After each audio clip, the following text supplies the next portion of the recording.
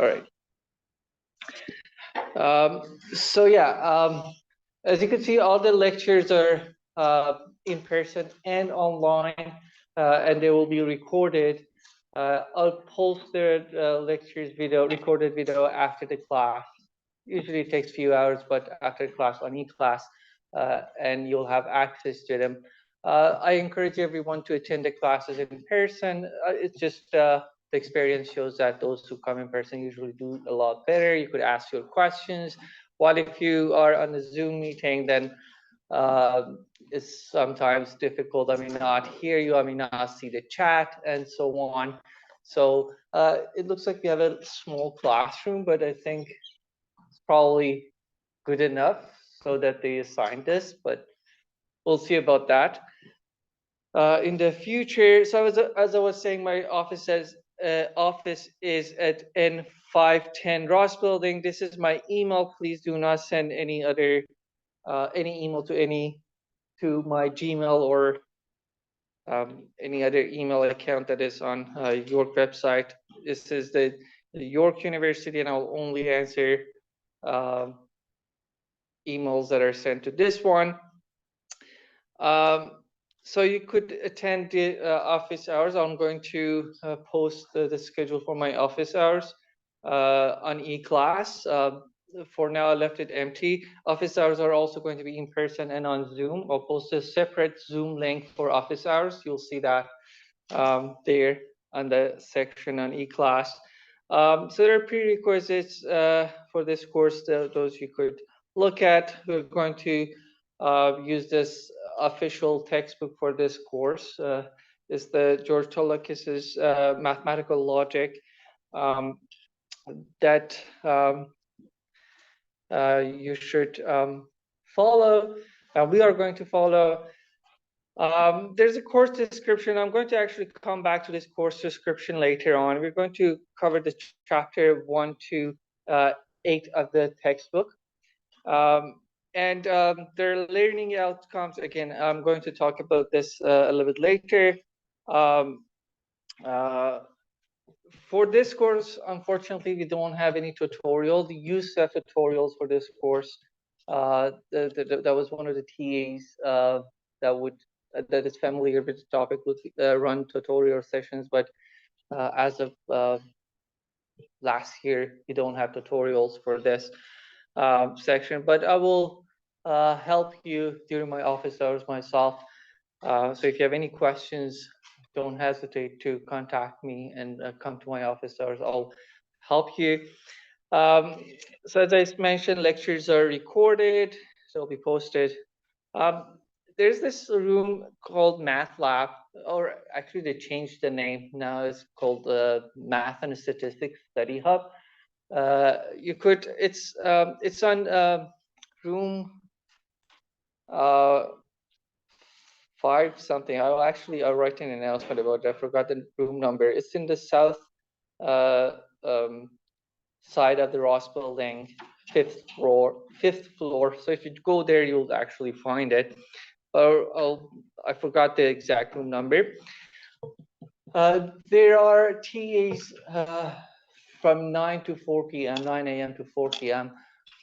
Sitting there. They're graduate math students. They usually help students from different courses in mathematics. You could attend, and they will help you with your questions. It's a little bit tricky with this course because not a lot of TAs would know about logic in this depth and detail. So sometimes you may not get lucky with the proper TA that could help you. But it's actually a very nice place to meet, and the study is quiet. So I encourage you to go there at least once, see if you like it. So about the evaluations for this course, I changed it this year a little bit, this semester. There are interactive videos. They're made by Professor Natasha May, and she kindly agreed to allow us to use her interactive videos. They'll be posted on the eClass page. They're around like 20, 30 maybe videos. In each video, there is a question. Sometimes there are 2 questions. And I think 1 or 2 of the videos, they don't have any questions in them. So they don't have points. Once you go through the video, answer the question, you'll automatically get the mark for the question. And that would cover 10% of the mark.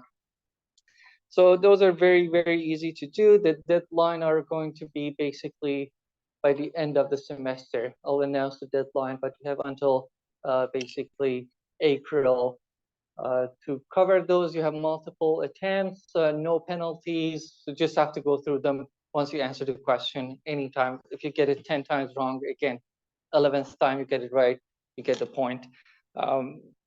So make sure you keep an eye on those videos on eClass. There are 2 assignments, 1 and 2, each 7%.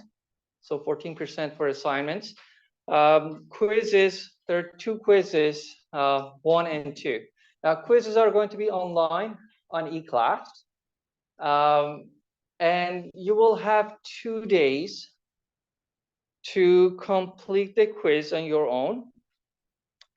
But that 2-day period is for you to start the quiz. Once you start the quiz, you will have 80 minutes to finish the quiz. The quiz, it's actually 60 minutes to answer the questions, but also 20 minutes because some of the questions you have to upload your answers. I've left extra 20 minutes to do the technical work, taking pictures of your questions. They're going to be mostly multiple choice and short answer questions, but probably 2 or 3 questions that are written, and you have to take a picture of your work and submit them on eClass. So write more details about those quizzes when we go ahead. For now, I have a tentative schedule here for our assessments. For assignment 1 is due on February 5, quiz 1, February 8 and 9. That means you have 2 days, again, from the morning, I don't know, 6 a.m., whatever, until midnight on the February 9th to start the quiz and finish it. As I said, once you start it, you will have only 80 minutes to complete it. Any questions here? Yes. Is the textbook required? Textbook, okay, that's a good question. It is not required. So, I mean, it's a good idea to have the textbook. I advise you to get the textbook and read it and do some exercises. But I have tried to make the course as self-contained as possible using my slides and my lectures. So students who really go through the slides understand what's going on and understand the lectures, they tend to do well in the course. I give some exercises and some solved questions. Some you are going to solve them in the assignments and so on. And all the examples together, including the examples that I do in the class, you'll have enough material to do well in the course. There is a slight issue with this course. Not a lot of resources are available. And this is also in general true for logic, that if you take any textbook, is different from the other one, because in logic, a lot of the notations and how you build a proof system depends on what kind of axioms you choose, what kind of rules of inference you choose, and each textbook does it differently. So none of them are coherent with the other one. So it would be very, very difficult to find something that is like some solved questions and so on. But as I mentioned, with the examples that I do in the class and the assignments and I don't know, practice questions and so on, I'll give you, you will have enough course material to do well in this course. Yes. Are the assignments to be submitted via CrowdMark? Yes. Yeah. Assignments are to be submitted via CrowdMark. I will usually write an announcement once the assignment is posted, that the deadline will be given to you. This is, for now, it's the tentative deadline. It's going to be around February 5th. That's the deadline for the assignments, and quiz deadline for assignment 2 and 3 are, assignment 2 and quiz 2 are here as well for March. I will announce the exact date. We'll have a midterm exam as well. So 2 quizzes, 2 assignments, and a midterm exam, which is 20% of your total grade. The date is scheduled for February 26th. That is the Monday, I believe, after the reading week. Yeah, so reading week is from 17th to 23rd. And the classes end on April 8th. The midterm examination period is from 10 to 26th of April. The registrar's office is going to decide about the exact date of the final exam. I don't do it. So they're going to decide it for us, and it'll be announced sometime in probably March. And I'll let you know about it. So yeah, midterm exam is going to be an 80-minute written exam. All the questions are going to be written. So you're going to have to prove something or show something is true. And it's going to be on CrowdMark in person. And well, when I said on CrowdMark, I mean, I will scan them afterwards to the CrowdMark platform. And similarly for the final exam, it's a written test, 3 hours you have for writing the answers to the questions.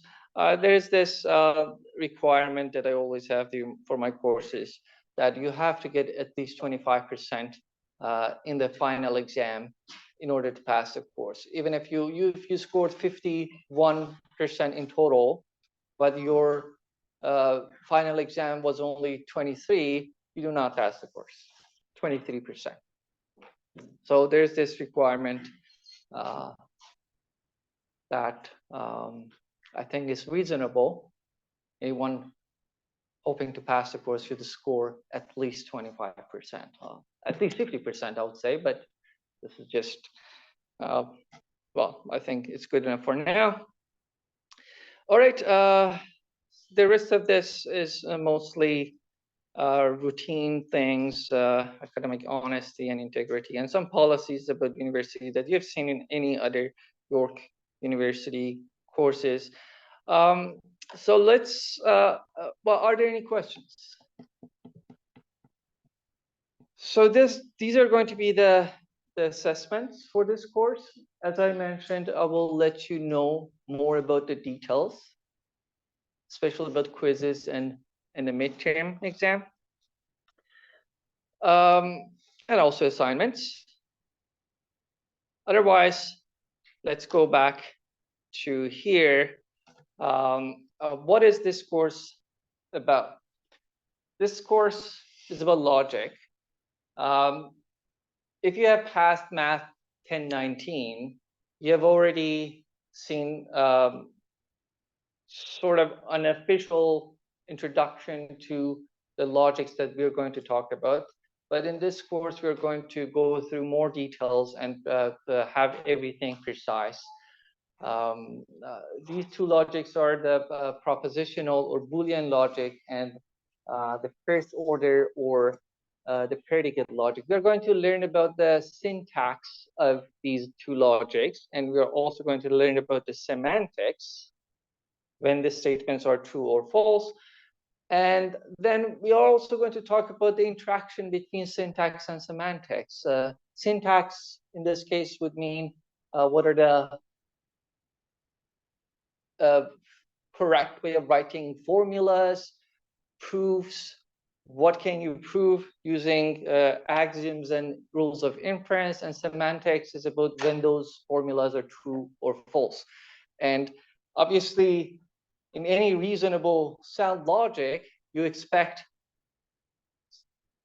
for something to be provable, to be correct or true, and anything that you could well, what I meant was anything that you could prove should be true, and any true statement should be provable. This latter one is a little bit more complicated, so we're going to talk about this later as we progress through the course. So usually when in the beginning of the week, I post the slides on eClass, usually Sunday or maybe even sometimes Monday morning.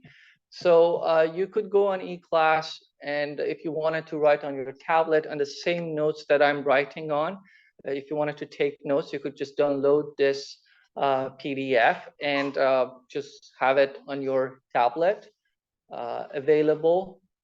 That helps some people with note taking. So you could do that in the beginning of the week. I'll leave them until the end of the week, and then I'll take them down and replace them with the filled slides where I write some proofs and so on. So what is logic? I put actually some descriptions of logic that I found in Wikipedia. According to Wikipedia, logic is the systematic study of valid rules of inference, i.e. the relations that lead to the acceptance of one proposition called the conclusion on the basis of a set of other propositions called premises. So this is a very broad definition. It's not even a definition, it's a description. But for us, logic is a precise deductive system. In early 20th century, some mathematicians raised some worrisome questions about mathematics in general.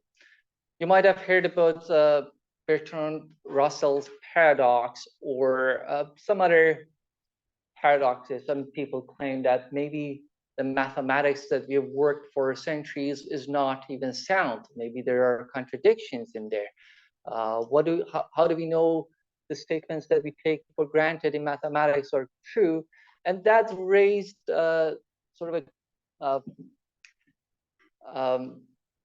question as is there a way to formalize mathematics as a precise deductive system? That is, give us a bunch of axioms, bunch of rules of inference, and anything that is true should be provable in a finite sequence of statements using these axioms and rules of inferences. Is such a thing possible? So a lot of mathematicians started working on this and developed the different logics. And that's basically how logic is started, to see how much of mathematics can be formalized and is the mathematics sound in general. So more notably, one of the greatest mathematicians, David Hilbert, in 1921, proposed to use a formal logical system as a foundation for knowledge in mathematics. And he basically asked the question, can we formalize mathematics with logic? And this is a very deep question, but the answer to the general question is false. That means no, we cannot have a deductive system that proves all the theorems in mathematics. And as I said, this is a very deep question. We're not going to talk about this so much here. This goes back to the Kurt Gödel's incompleteness theorem that says no matter how many axioms or rules of inference you take in your logical system, there are always statements that you cannot prove nor disprove. So we're not gonna. That's a very difficult statement. But there are fragments of mathematics that we can formalize. And good enough fragments. For example, can we prove or disprove any statement in number theory, in arithmetic? Any statement that involves numbers, can we develop a logical system that decides whether it's true or false? The answer is yes, and it's done, and it's known as the Peano arithmetic. It's the first order, it uses the first order logic that we're going to talk about. And we're going to talk about this particular logic in the second half of this course. So as long as the statement that we want to prove or disprove is written in a reasonable way, and reasonable way here is going to mean the first order way. First order logic, you've heard about first order logic or predicate logic. They're the same thing, two different names. Are the statement is the logic that contains quantifiers, right? So you have the propositional logic, and then first order logic is a much stronger logic. So we are going to talk about these two logics, the Boolean or the propositional logic and the first order or the predicate logic. We're going to talk about the syntax and the semantics of both of these logics. And we're going to learn how to write syntactically correct proofs. So we're first going to learn what a proof is. Here, you see proofs in mathematics, right? Proofs in mathematics could be vague. Any statement that you talk about in English language or any other languages, they're not completely precise. There are different ways of saying the same thing. There are vague statements, and the logic is the tool to have everything precise. It's the precise and formal way of doing math. Doing math in a way that a computer does, basically. And hence the relationship with computer science. So that the effort to formalize mathematics is the effort to ask a machine to do math.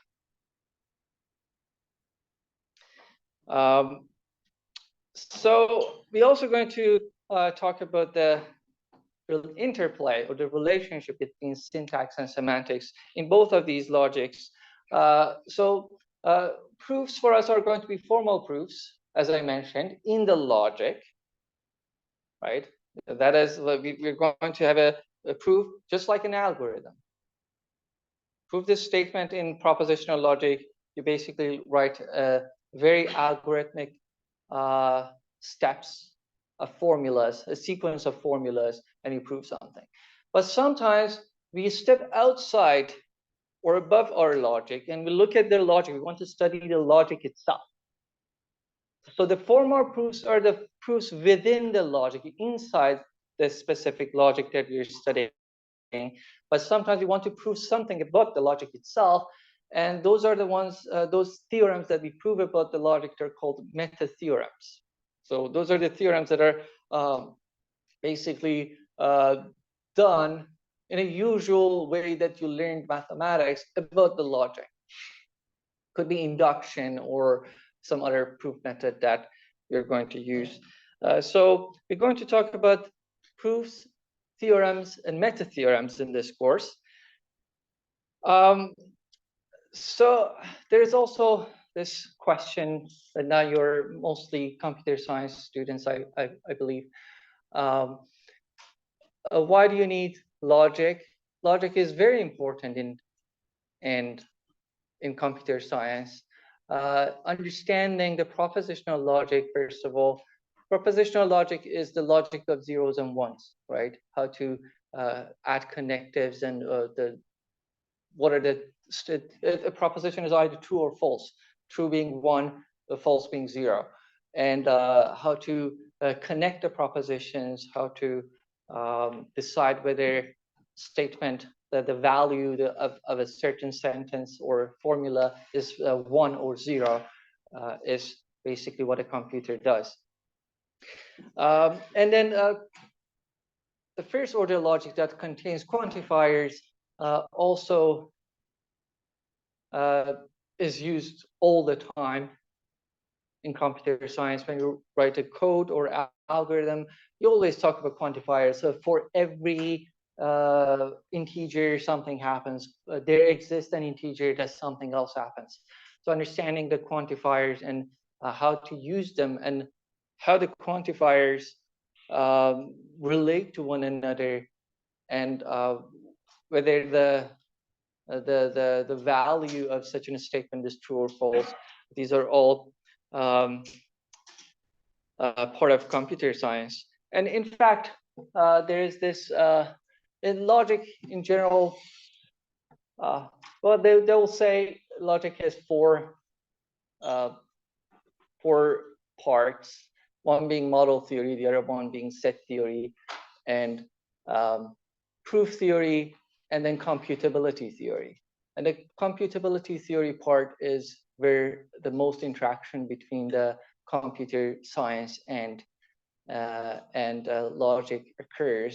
When you talk about what statements are computable, what are the complexities of algorithms, and so on, those are all parts of logic. All right. So, as I mentioned, we're going to write proofs. A proof is a finite sequence of what we call formulas. I'm going to define the notion of formulas precisely. As I said, logic is all about being precise, both syntactically and semantically, especially syntactically. You want to write statements that are understandable or readable by a machine. If you write an algorithm, if there's a bracket missing, you get an error. Logic is the same. You should not miss a bracket or misplace a symbol. Your proof would be wrong. So a proof is a finite sequence of formulas. So writing a proof is exactly right, like coding in a programming language. And so what's a formula? A formula is correctly written down symbols from a given alphabet. So by correctly, I mean according to some rules. And these rules are going to be defined precisely. How do we write a formula? So we are going to have alphabet, which is basically a collection of symbols that we are allowed to use. In computer science or in working with computers, that basically corresponds to the symbols on your keyboard. What kind of symbols can you use, right? So we define a precise alphabet for our logic, and introduce a bunch of rules that tell us how to create formulas from alphabets. And once we have formulas, a sequence of them written in a precise way according to some rules is going to create a proof. All right. Any questions? All right. If not, then let's start talking about our first logic. The first half of this course is going to be about Boolean logic, or the propositional logic. You're familiar with this logic. You've seen it in your MATH1090 course. The difference here would be that we're going to be a lot more precise.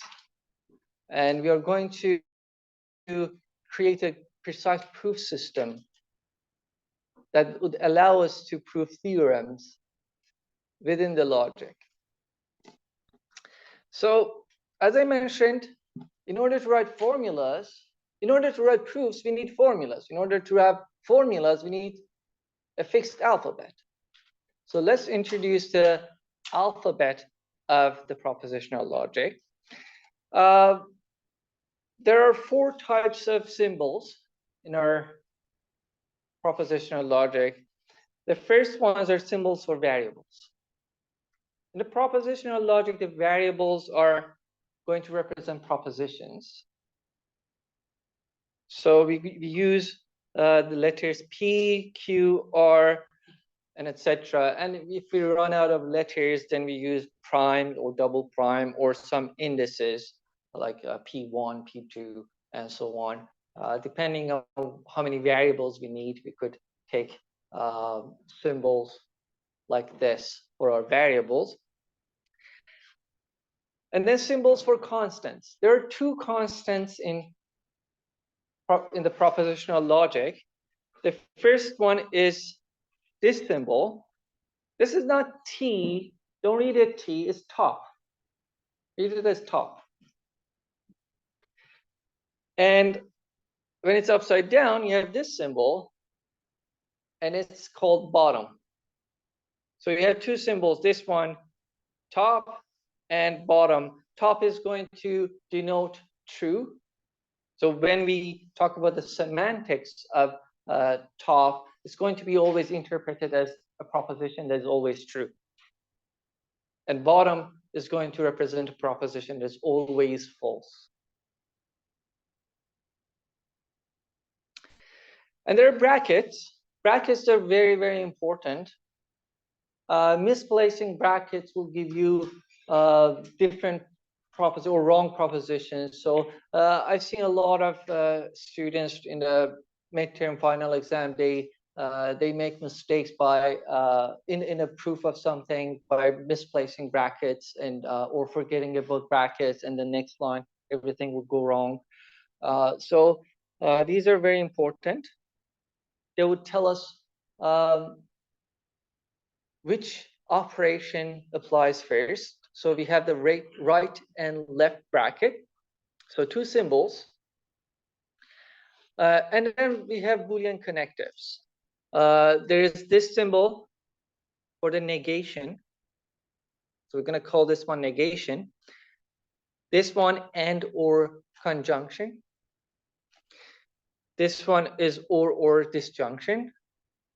And there's this implication symbol. And this one is by implication. Now this by implication, you might have seen this one before. It's a double-sided arrow. It's actually more commonly used, this double-sided arrow. And this symbol is usually reserved for something else as a topological equivalence.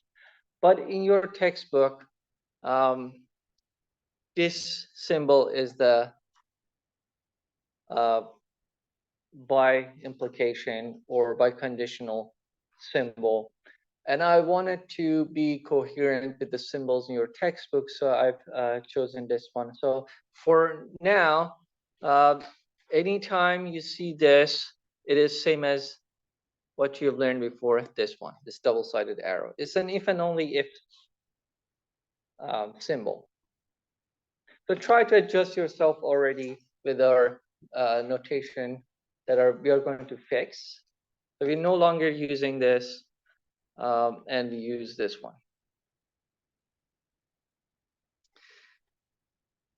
All right, we are going to denote, so this is a set of the set that contains all of these symbols is called the alphabet. The alphabet for the Boolean logic. And we're going to denote it by V. So later on, when I talk about V, I'm talking about the alphabet for the propositional logic.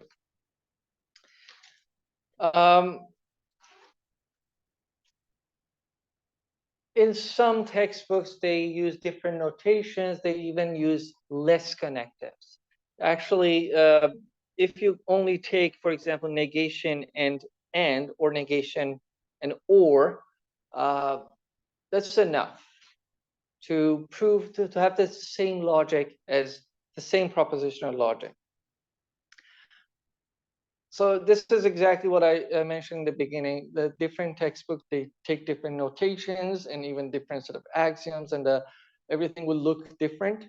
But at the end of the day, they're the same logics.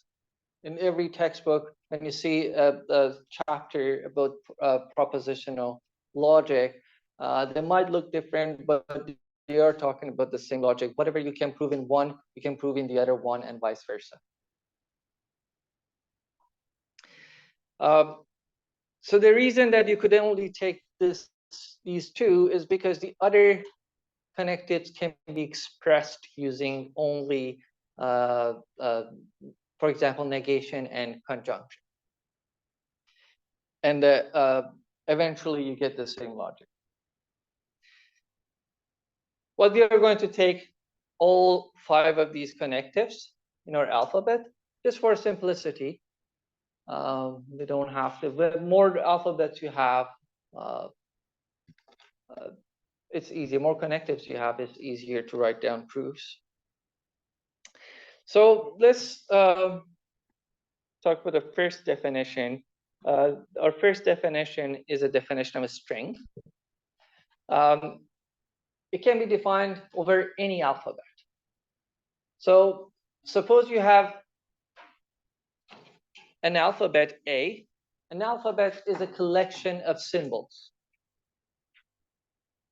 right? It could be the collection of symbols on your keyboard.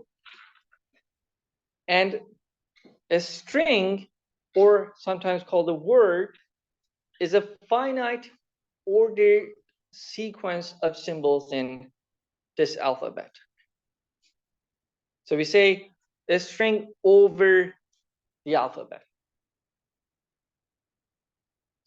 For example, if our alphabet contains symbols A, B, C, and 0 and 1, then this is a string. A, B, 0, 1. Because it's a finite, it's ordered, meaning it's different from A, B, A, 0, 1. It's different. It's a different symbol. It's a different string, sorry. So it's finite ordered sequence of the symbols in the alphabet. So is this one. These are all different or distinct strings over this alphabet. And note that, as I mentioned, the order matters. AB is not same as BA. They're 2 different strings. Now, in our alphabet, for the Boolean logic V that we introduced here, note, let me remind you what kind of symbols here we have. We have the symbols for variables, PQ, and so on. Symbols for constants, top and bottom. We have brackets, and we have 5 connectives. Now, if you just write a string like this, PQ implies negation of P prime, bottom. It's a string. It's meaningless, but it's a string. This is another string. This is another string. When you have 2 strings in general, you can have this operation of concatenation, and you attach 2 strings together. So if you have A and B, 2 strings over an alphabet, then AB, that means just write down the symbols for A and then connect them with the symbols for B. And then what you get is the new string, this possibly longer string, and this operation is called concatenation. It's a general thing that is sometimes used. I mean, I'm sure you're familiar with this in computer science. One remark, and this is important: equality is not part of our alphabet. Note that when you write a string, it's very natural for us to use equality in mathematics. You write, for example, if you wanted to denote this string here with the letter A, you write A is this, A is equal to this. And there's this confusion here that might occur, and that you might think this equality is part of, or this whole thing is a string over the alphabet V, but it's not. Equality is not part of the language. This capital letter A is not part of the language. So in the future, I might write something like this. this only means that this string is denoted by letter A. Sometimes we don't want to write the full string again. It might be long. We just denote it by the letter A. So be careful that this equality is not, it does not exist in our alphabet. So it's sort of from the meta theory that that we take anything that is done outside the syntax of our logic, what we refer to it as a meta thing, meta theorem, meta mathematics, and so on. So now that we have defined strings, now we are going to define formulas, more precisely well-formed formulas, as opposed to ill-formed formulas that are something like these ones. These are strings that are basically have no meanings, and these are not well-formed formulas. So what is a well-formed formula? We're going to define this notion using recursion. Now, recursive or inductive definitions are something that you should be familiar with. So I'm not going to go through those steps. If you don't remember how the recursive definition works, you must learn it. In general, in computer science, the most important thing when it comes to mathematics of computer science, in my opinion, is to learn about recursion and how to write or define objects recursively, and how to prove statements that are defined for the objects that are defined recursively. So a recursive definition, or sometimes called an inductive definition, it always has two parts. First, you define a basis step.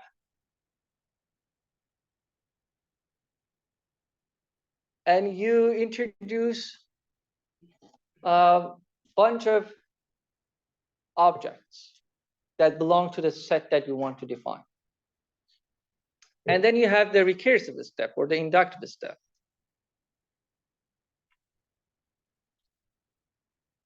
That is in this case is going to contain these two. And in the recursive step, you define new objects by assuming that by using some objects that are defined. And hence the recursion, right? You assume something is defined and you define new objects. So in this case, we want to define well-formed formulas. As I mentioned, formulas for us are strings over our alphabet, but not any string is a well-formed formula. So fix this alphabet. V is the alphabet of the propositional logic. A well-formed formula, and we are going to denote it by WFF for short. It's a string over this alphabet defined in the following way with these two steps. That means using these two steps finitely many times. So in our basis step, we're going to say what are our initial or the least or the atomic formulas, the formulas that have the least complexity. Every variable and constant symbol is a well-formed formula. So that means P alone is a variable. It's a well-formed formula. Q is a well-formed formula. Top is a well-formed formula. Bottom is a well-formed formula. So all the variables, and note that we have infinitely many of them because there are infinitely many variables. We only have two constants, but infinitely many variables. I could go with like P0, P1, P2, and so on, right? So any constant or variable symbol is a well-formed formula. Now, in the recursive step that contains these next two steps, if A is a well-formed formula, then right left bracket negation A right bracket is a well-formed formula. This is what we are going to call negation of A. So note that for now, this is purely syntactical. We're not talking about the semantics. We don't know what this means, negation of A for now, but it's just as a string of symbols. If A is a string of symbols and we know it's a well-formed formula, then this new string, left bracket, negation, A, and right bracket is also a well-formed formula. So for example, now from this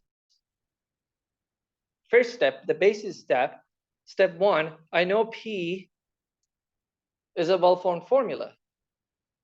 Now, if P is a well-formed formula, then the negation of P is a well-formed formula. Negation of bottom is a well-formed formula. Yes. Yes. As I said, this is purely syntactical. You have an alphabet and the brackets are part of our language. Later on, we might get a little bit lazy with the brackets, and I'm going to introduce a bunch of conventions that allow us to not to write brackets, because writing too many brackets could be difficult. But not writing bracket, that doesn't mean the brackets don't exist. It's just we just don't write them. They're invisible. They are there, but we're just too lazy to write them.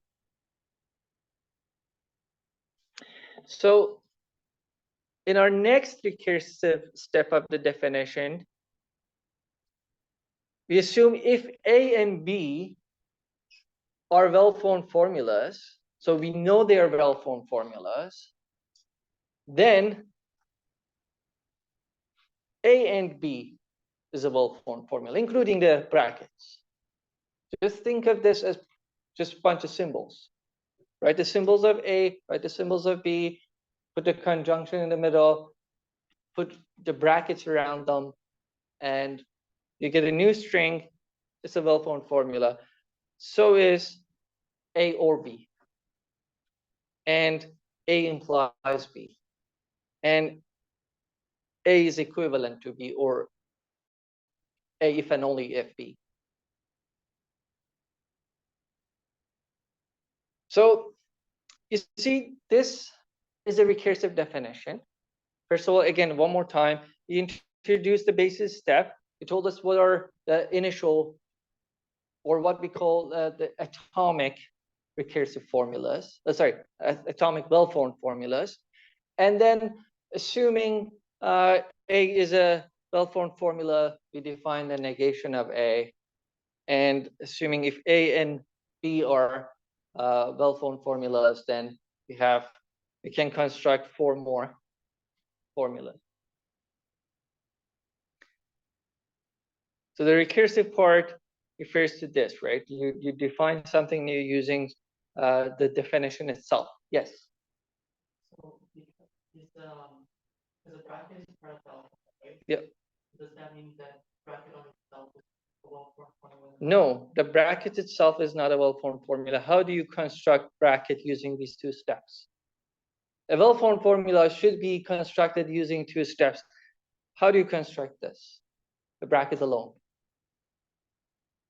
None of these steps allow you to do that. It's not an atomic one, and you cannot. It's certainly not built using steps 2 and 3.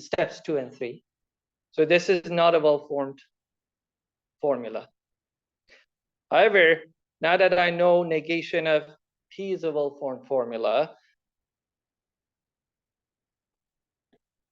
I also know bottom is a well-formed formula. Now, if one of them is A, the other one is B, then I know this is a well-formed formula. Note that, again, one more time. I knew the bottom is a well-formed formula because here it's a constant symbol. The constant symbol is a well-formed formula. I know P is a well-formed formula because it's a variable. Now I know negation of P is a well-formed formula. Why? Because P is a well-formed formula, negation of P is a well-formed formula. Now, because I know these two are well-formed formulas, the conjunction and the brackets around them will give you a well-formed formula. So any string that can be constructed using these steps, using the steps of this definition, is called a well-formed formula. And nothing else is a well-formed formula. So any string that cannot be obtained using these is not a well-formed formula. So here are a bunch of well-formed formulas. Bottom itself is what we call an atomic. It belongs to the step one of atomic well-formed formula, and P is a well-formed formula, Q is a well-formed formula, P if and only if Q is a well-formed formula according to this step, step 3. Now here, this string is a well-formed formula. Why? How is it constructed? Well, I know bottom is a well-formed formula. I know Q is a well-formed formula. I know P is a well-formed formula. Since P is a well-formed formula, negation of P is a well-formed formula by step 2. Step 3 applied to with conjunction, negation of P or Q is a well-formed formula. Now, let's call this one here A. Let's call this one B. Left bracket A implies B is a well-formed formula if A and B are well-formed formulas. So this is a well-formed formula. What I did here is called parsing a formula. That's how it allows. That's what it allows us to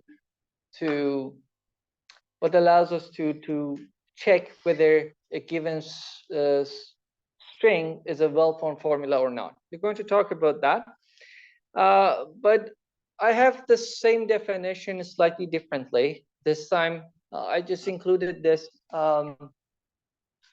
because sometimes instead of defining the object itself recursively, we define a set that contains it. The definition is precisely the same, but it's just written differently. Now we define a set of well-formed formulas.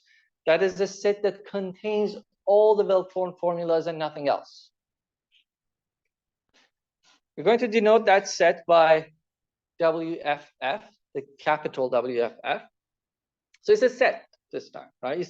WFF itself does not refer to a single well-formed formula. It refers to the set that contains all the well-formed formulas.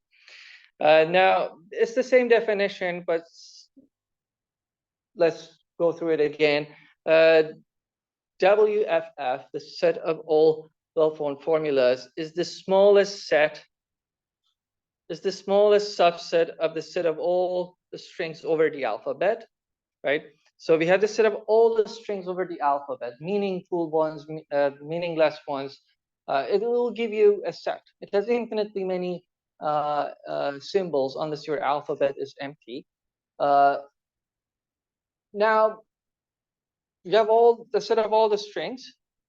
The set of the well-formed ones is a subset of that. Now we want to define that. It's going to be the smallest subset of the set of all strings over the alphabet V, such that it contains all the variables top and bottom, right? Because variables in top and bottom are well-formed formulas.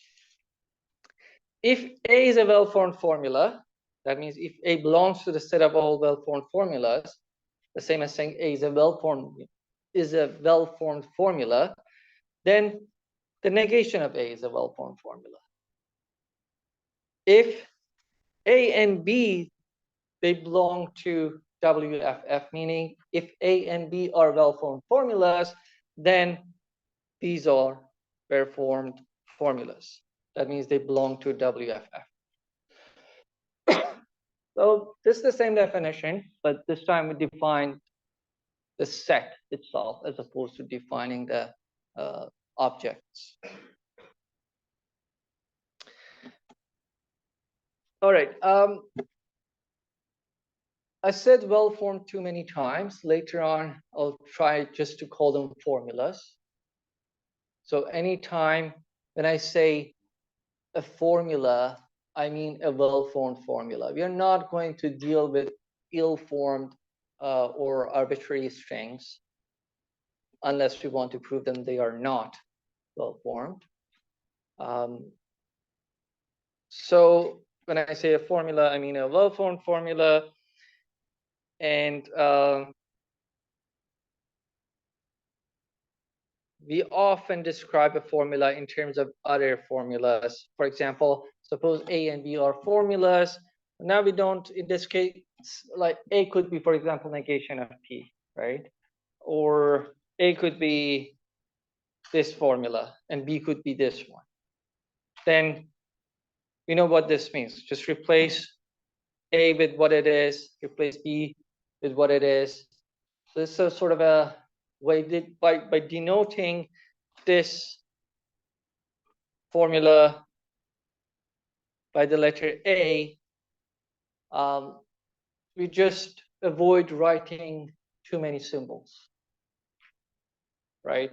And if this is B, then instead of writing that very long formula, we write this, and it's shorter and easier to write. So this is something that we're going to do very often. We have a string, it's a formula, we're just going to give it a name and continue with our proof. All right, let's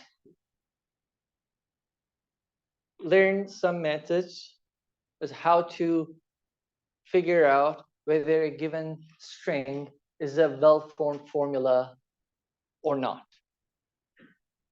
There are different methods to do this. They're all basically the same. I'm going to give you 3 different methods. And you could decide which one is easier. Suppose we have this, actually, this is the string that I already mentioned.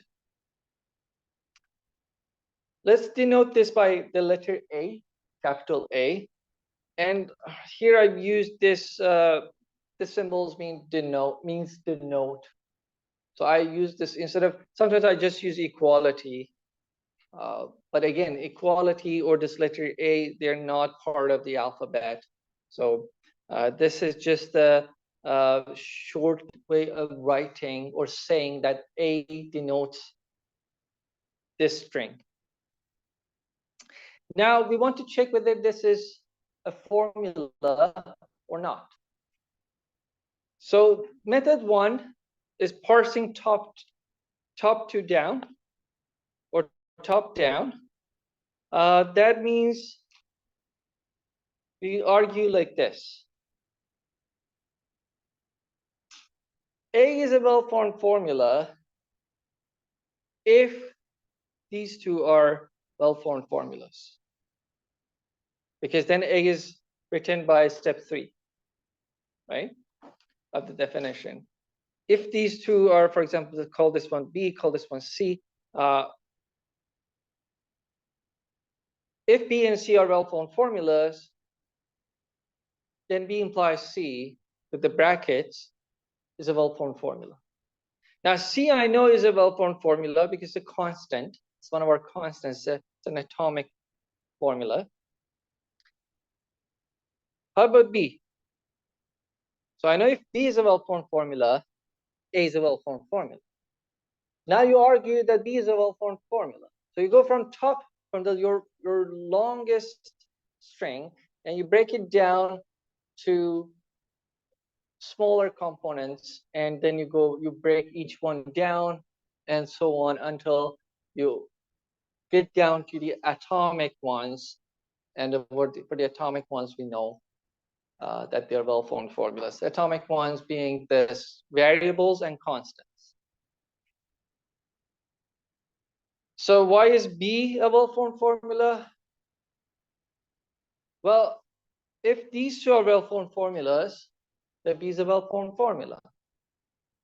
I know this is a well-formed formula. It's a variable, P, so it's a well-formed formula. Step one of the recursive definition. Now, is negation of Q a well-formed formula? Yes, it is, because Q is a well-formed formula. Negation of a well-formed formula is a well-formed formula.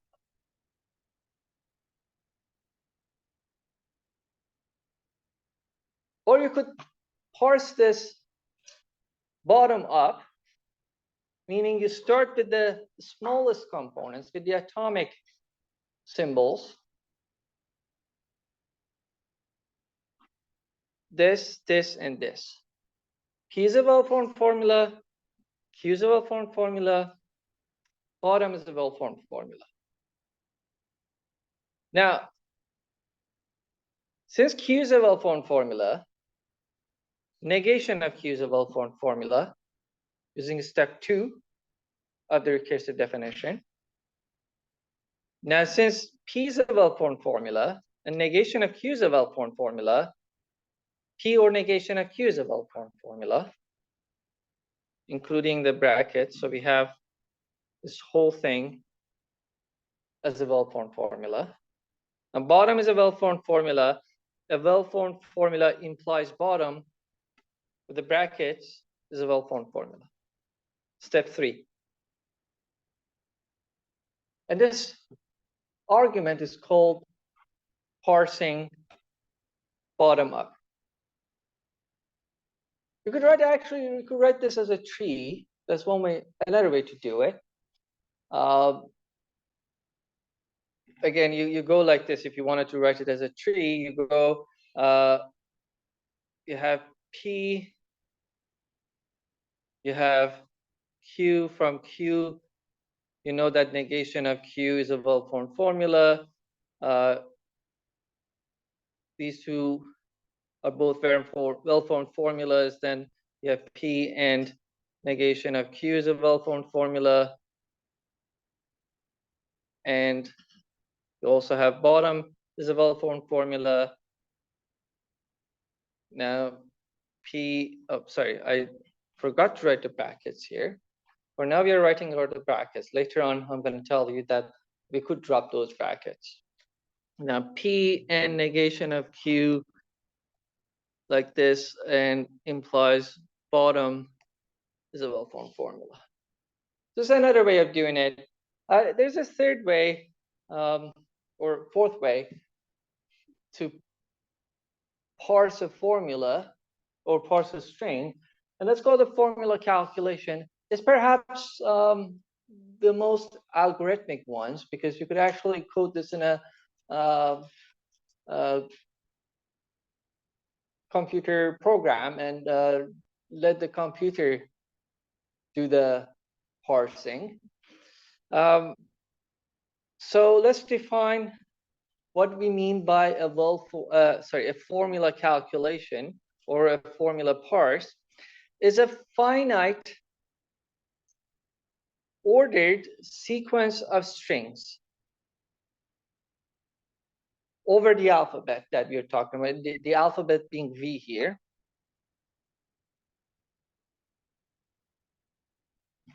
That we may write respecting the following requirements. At any step, you may write a variable or a constant symbol.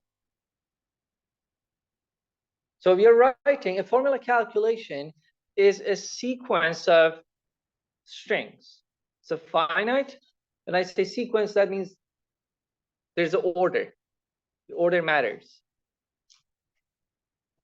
It's a finite sequence of strings. So here, for example, it could be negation of P, right? But I cannot write negation of P in the beginning. At any step, the step 1, for example, I can write bottom. Why? Because it's not any sequence of strings. It's a sequence of strings that is built using these 3 steps. Step 1 tells me that I can write any variables or constants. So I can write bottom, I can write P here in the second line at any step, right? Here I can write Q, here I can write top. At any step, I'm writing a variable or a constant. Now, step 2 tells me that at any step, you may write the negation of A, provided that the string A is already written. Now, at this step, for example, if I wanted to continue here, I could write negation of P. Why can I write negation of P? Because P is already written. Your A here is P. If A is P, then I have negation of P. Because P is already written, at this step I can write negation. I could also write negation of bottom. Now I can even write negation of P. Why? Because negation of P is already written. I can write negation of P. Now step 3 tells me that at any step, we may write any of the strings A and B, A or B, A implies B, A if and only if B, provided that both strings A and B are already written. So here, for example, now I can write Q and negation of P. Why could I write this? Because Q is already written and this is already written. Negation of P. So I can write according to this, if A and B are already in the sequence in our formula calculation, then we could write A and B in the formula calculation. Now the formula calculation has to be finite by definition. So at some point we stop. When do we stop? When we have shown that the string that we wanted to prove it's a well-formed formula is included in the sequence, in the formula calculation. And that's because of the following fact.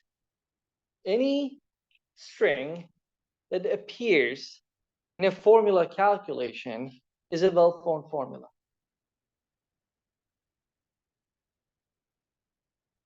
And this is obvious from the definition, because these 3 steps are exactly the 3 steps that we use to define well-formed formulas. This step tells me that variables and constants are well-formed formulas. So at any step I can write them in a formula calculation. And this step tells me that if A is already written, the negation of A could be written. But we also know that if A is a formula, then negation of A is a formula. And if A and B are formulas, then these are well-formed formulas. Note that you cannot write anything else. Any other string that is not constructed using these steps cannot be written in a formula calculation. That's why the formula calculation is always going to give you well-formed formulas. Here I have a formula calculation. By the way, it's I wrote 3 dots here, but the formula calculation is finite, so there's an end here, right? Maybe I shouldn't have written the 3 dots here. Note that, okay, I can write P, top, bottom, Q.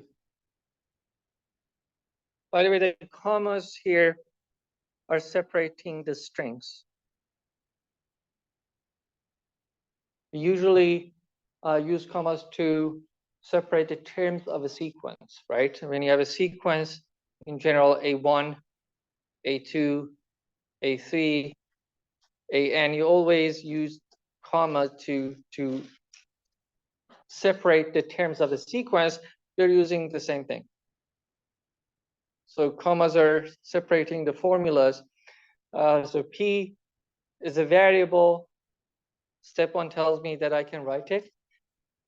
Top is a constant. Again, step 1 allows me to write it. At any step, I may write down constants or variables. Yes? It's okay. So yeah, I repeated P on purpose because I could. None of the steps tells me that you cannot repeat something. It's already written. I could write it again. I mean, again, because of step 1, is a variable. So this is obviously not necessary. It depends what we want to do with the formula calculation. Usually the goal is to prove something. For example, this one is a well-formed formula. So if I end here, I have proved this last string is a well-formed formula. Why? Because of this fact. Any string that appears in a formula calculation is a well-formed formula. And using these 3 steps, you cannot write anything that is not a well-formed formula. So the question would be, prove that this string is a well-formed formula. Well, I can prove it by writing a formula calculation, a sequence of strings that ends with this formula. Ends with means it is included. I could continue go like this, but it's not necessary, right? Why would I do that? So how do we get here? The first 4 are atomic formulas, symbols that are variables and constants. Step tells me that at any step I can write variables or constants. I have written top. I can write negation of top by step 2.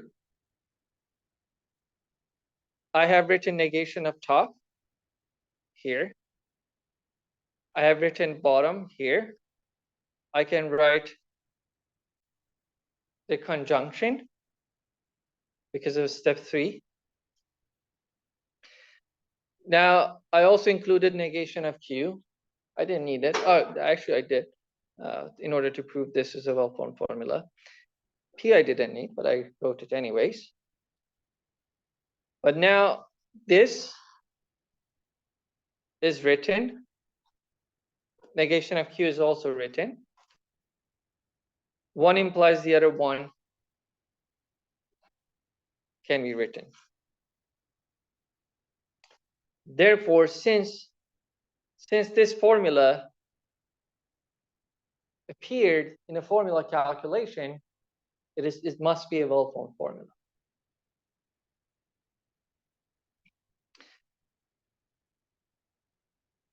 All right, here is basically what I mentioned. Here's another example.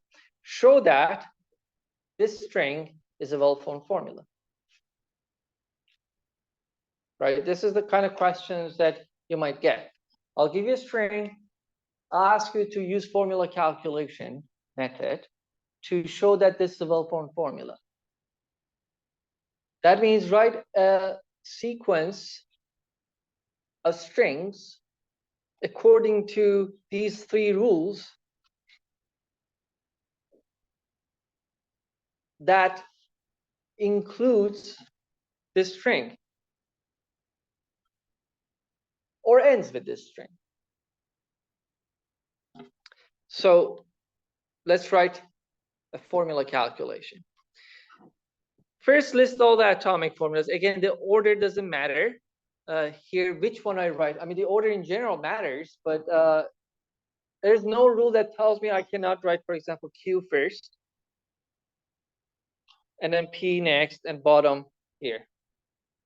It's the same. It's a formula calculation. So there is a certain amount of choice included. You could write different formula calculations. That means the formula calculation is not unique. As long as you respect those three rules, the formula, you get a formula calculation. These are variables and constants. So I've written bottom first, P, Q. Since Q is written, negation of Q. Note that this time I'm not, oh, there's a bracket missing here. Let me make sure there's not more missing here. There are actually two brackets missing. All right, yeah. Now, negation of Q can be written because Q is written. P and negation of Q, yes? So assuming you can give us a question, would that still be a well-formed formula? When I give you this kind of question, I'm always careful not to miss brackets. So, because this is a question about the syntax, right? When I talk about syntax, I better respect it myself. Later on, when I said you could drop the brackets, when we write proofs, we write a lot of formulas, and we don't really care about the brackets that are not necessary. For example, in negation of Q, it is a well-formed formula, but if I drop the brackets and I just wrote negation of Q, we all understand that, right? There's no confusion. Now, if I wrote something like this, negation of Q and P implies bottom. Now, there's a confusion here. What is this? Is it this? Is the negation of Q and P implies bottom? Or is it this? Negation of Q and P implies bottom, right? So sometimes brackets are necessary, and we are going to define some rules about this next time. But for now, let me finish this, and then we'll talk about this brackets next time. So P is written, negation of Q is written. You can write this. This is written, bottom is written. We could write the disjunction. I wrote R because R is here. Now that both of these are written, one is equivalent to the other one, can be written step 3. So this is a formula calculation. It proves because it ends with this string. That means this string must be a well-formed formula. All right, I'll stop here. Let me know if you have any questions. And if you don't, you all have a nice day and see you on Wednesday. Thank you.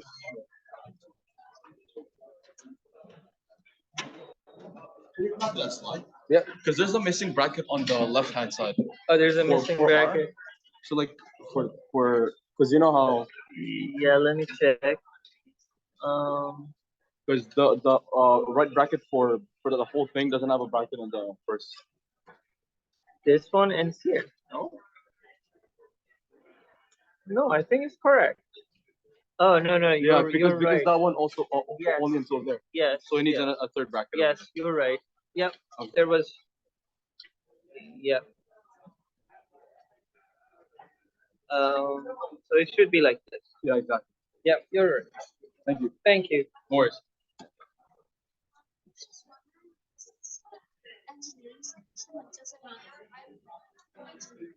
Mhm. Well, you are. Just one second.